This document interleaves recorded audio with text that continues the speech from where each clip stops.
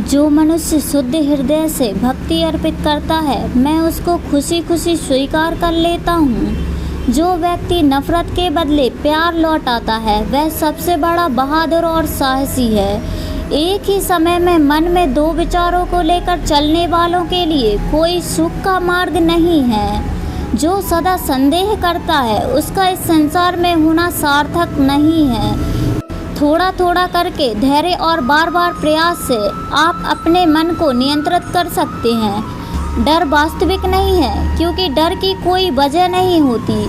जिसको तुमने वजह मान लिया, वह निरर्थक है। मनुष्य स्वयं अपना मित्र है और शत्रु भी स्वयं ही है। प्रयास कभी बेकार नहीं जाता, ना कभी असफलता होती है। एक छोटा कदम भी इंसान को आध्यात्मिकता के मार्ग पे आगे बढ़ाता है। कृष्ण ज्ञान है, केवल वही ज्ञान की वस्तु है और वही ज्ञान का लक्ष्य है। शांत मन से मौन होकर कुछ क्षणों के लिए आपको कृष्ण की आंखों में देखना होगा। जब एक बार कृष्ण की आंखों में आपको अंदर खींच लेगी, तो आप बाहर नहीं आ सकते। एक बार में कृष्ण के सामने आत्मसमर्पण संभव नहीं है। आपको हमेशा थोड़ी और अधिक सेवा करनी होगी। इस तरह से आप धीरे धीरे उनके चरण कमलों में समर्पित हो जाएंगे। जब तक कोई कृष्ण की भक्ति में नहीं लगता, उसको असली खुशी प्राप्त नहीं हो सकती। जब जब तुमको लगे कि दुनिया ने तुमको ठुकराया है, तुम मेरी शरण में चले आना। मैं हमेशा भक्तों के इंतजार में रहता हूँ। मैं हमेशा तुम्हारी सहायता के लिए खड़ा रहता हूँ। लेकिन जब तक तुम मुझको पुकारोगे नहीं, मैं तुम्हारी सहायता नहीं करूँगा। जो निरंतर योगाभ्यास करता है, जिसका मन किसी और चीज़ के बारे में नहीं सोचता, निरंतर मेरा ध्यान करता है, वह परम दिव्य पुरुष को प्राप्त करता है। निस्वार्थ प्रेम से मेरी सेवा करने से पुरुष या स्त्री के गुणों से परे हो जाते हैं। ऐसा व्यक्ति ब्रह्म को जानने के योग्य है। ना यजमान और ना ही महर्षि मेरी उत्पत्ति का कारण जानते हैं। उनका निर्माण भी मुझसे ही संभव है। तुम सब कुछ त्याग कर मेरे सामने समर्पण कर दो, मैं तुम्हें सभी पापों से मुक्त कर दूंगा।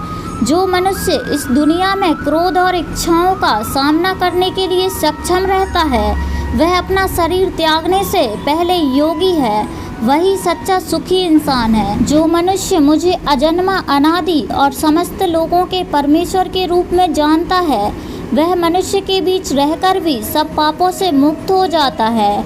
भगवान श्री कृष्ण प्रेम के परम अवतार हैं, जो सर्वश्रेष्ठ हैं। मैं तुम्हारे 100 अपशब्द सुनने के लिए तैयार हूँ, लेकिन अगर तुमने मेरे मासूम भक्तों के साथ खिलवाड़ किया, तो तुमको कभी माफ़ नहीं करूँगा।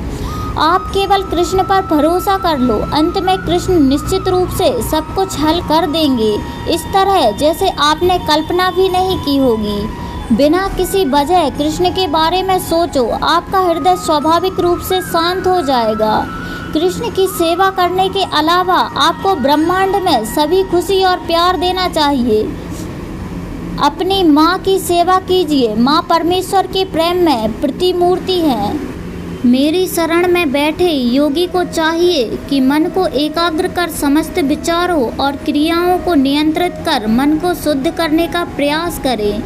मन के भ्रमित होने तक तर्क नष्ट हो जाता है। जब तर्क नष्ट हो जाता है, तो मनुष्य नीचे गिर जाता है।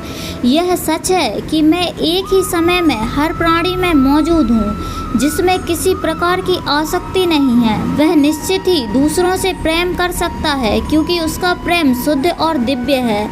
शांति से सभी दुखों का नाश हो जाता है। ऐसे शांतचित्त व्यक्ति की बुद्धि पूर्णतः स्थिर हो जाती है।